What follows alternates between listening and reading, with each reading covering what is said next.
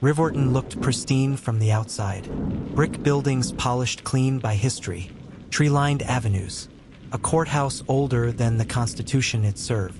But beneath its surface, silence ran deep. Silence and fear.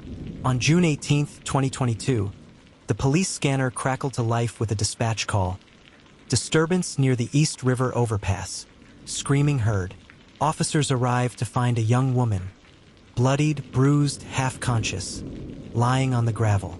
Her name was Marissa Coyle, a waitress, 24, quiet, kind. Within hours, detectives had a name.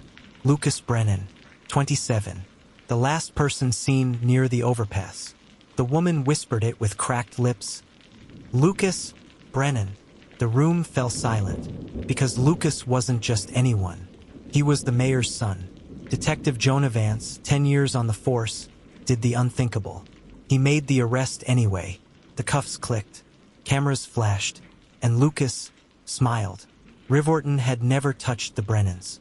Not once. From parking tickets to building violations, their name turned paper trails into dead ends. The mayor, Clay Brennan, had ruled for over 2 decades. Hands clean, reputation untouchable. The next morning, the story broke. Mayor's son accused of assault. Half the town applauded. The other half scoffed. And Marissa? She was moved to a private hospital room under 24-hour guard. For her safety, 6 witnesses came forward.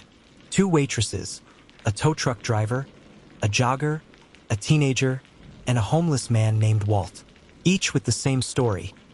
They saw Lucas dragging Marissa from his car, striking her, leaving her on the side of the road. At a press conference, Mayor Brennan appeared composed. He didn't deny Lucas had been near the scene, but he said something that twisted the narrative. Let's not destroy a young man's future based on confusion. My son is innocent. Days later, one of the waitresses withdrew her statement. I'm not sure anymore, she told reporters. Maybe I was mistaken. The next day, the jogger recanted too. Could have been someone else. It was dark. Detective Vance met with the homeless witness, Walt, behind a donut shop. Walt was trembling. They offered me a house, a damn house, just to say I didn't see nothing. When asked who they were, Walt only whispered, they don't wear badges, but they got guns. The dash cam footage from the patrol car was corrupted.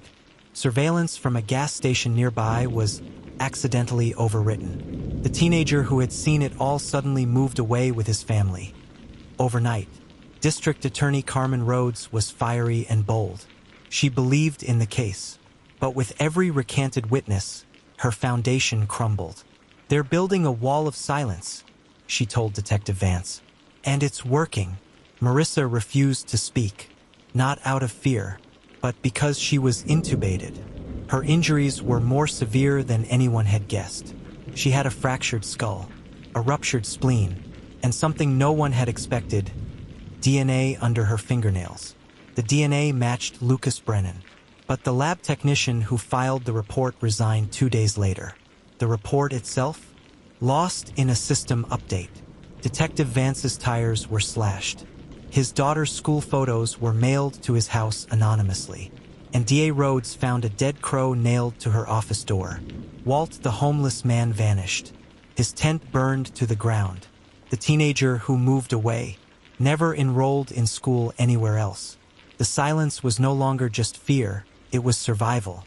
Then came Gina Torres, an overnight nurse at Marissa's hospital. She called Detective Vance privately.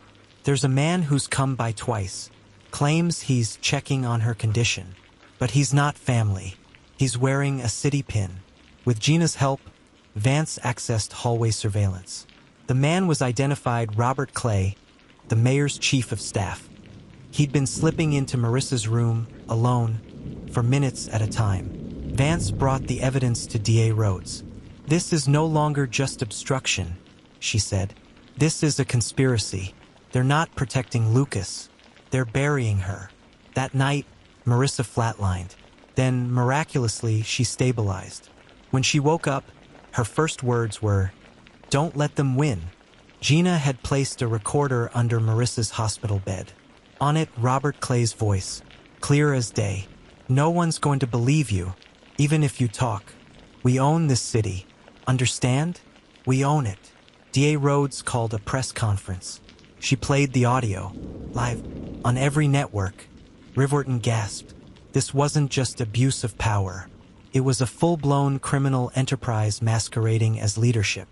Lucas Brennan was supposed to appear in court. He didn't. His ankle monitor was found in a gutter. The mayor, gone from public view. With mounting pressure and the leaked recording, the FBI opened an investigation. And behind closed doors, something cracked. One of the aides flipped, gave names, dates, documents. A secret grand jury was convened. Lucas Brennan was found hiding in a private estate in Vermont, extradited, charged with felony assault, witness tampering, obstruction of justice, and racketeering. Marissa testified. Her voice was quiet, shaky, but unwavering. He dragged me from the car. He said I was just a nobody, but I remembered his face. I remembered what power feels like when it thinks it can't be stopped. Here's the continuation of your 10,000+ word dark true crime story. The mayor's son was arrested. Then every witness recanted their statement. Parts 26 to 45, completing the arc with suspense, irony, justice, and a powerful life lesson. Lucas sat in court like he was bored, smirking, polished suit. But as each witness took the stand, each one who had once recanted but now came forward, his face changed. Not fear, not guilt, just realization. The shield was gone. Gina Torres' testimony cut through the courtroom like a scalpel. He stood there and told her no one would believe her, that Riverton belonged to them. Her voice cracked. Not anymore. Forced to testify under subpoena, the mayor claimed he had no knowledge of cover-ups. But internal emails told a different story. One line from Brennan to his chief of staff. Fix this before it becomes a problem. Use the pressure points. With the mayor implicated, allies vanished. One city official resigned mid-testimony. Another confessed to fabricating permits and scrubbing evidence. What began as an assault case evolved into the unraveling of a political crime ring. Riverton exploded, peacefully but forcefully. Marches, demands for resignations. Local journalists dug into contracts, grants, missing persons cases from years past. The Brennans weren't just corrupt, they were protected. For decades, in a last-ditch effort, Lucas' defense claimed Marissa had agreed to meet him and things had gotten out of hand. But under cross-examination, he contradicted himself. Multiple times. The jury took note. 6 hours. That's all it took. Guilty on all counts. Lucas Brennan's sentence, 37 years. Eligible for parole in 29. The next morning, Mayor Clay Brennan stepped down. He was later arrested for obstruction, conspiracy, and racketeering. His mugshot was surreal Riverton's golden boy in an orange jumpsuit. Took months, but she walked again, across the courthouse steps. She was escorted by Gina Torres and DA Carmen Rhodes. Cameras flashed, but she smiled not for fame, for justice. Homeless Walt showed up in court months later. Alive, scarred, but he had a notebook full of details. With it, the FBI reopened several old assault cases tied to city officials. His statement closed 5 cases. He became a hero. More survivors emerged. A clerk, a former intern, even a teacher. Their stories were different, but the pattern was the same. Power abused, silenced by fear. The Lucas Brennan case gave them courage. Vance retired soon after the trial. Not for lack of purpose, but because he'd finally done what most thought impossible. He brought down the untouchable. He now teaches criminal justice at a local college. Riverton is no longer silent. Community oversight boards were created. Public records made accessible. A citizen-led media group started documenting corruption. Change didn't happen overnight, but it finally started. Carmen Rhodes won the next mayoral election by a landslide. Her slogan, "Truth doesn't need permission." Her first act, releasing sealed files hidden under Brennan's administration. Marissa received a letter from Lucas, handwritten, apologizing, denying, blaming, all at once. She never opened it, just slid it into a box labeled, "Things that tried to break me." Lucas once told Marissa she was a nobody, that no one would believe her. But in the end, it was her story, and only her story, that tore his entire empire down. When asked what gave her strength, Marissa simply said, "I remembered that silence protects power, and I wasn't going to be quiet." Gina's role in everything was undeniable, but she didn't want credit. In a rare interview, she said, "Sometimes it's not about being the loudest.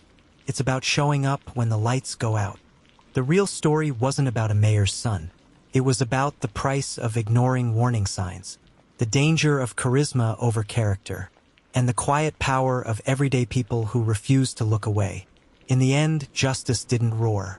It whispered, through every witness who came back, through every record restored, through every scar Marissa carried. It whispered, "You don't need to be powerful to break power. You just need to keep telling the truth."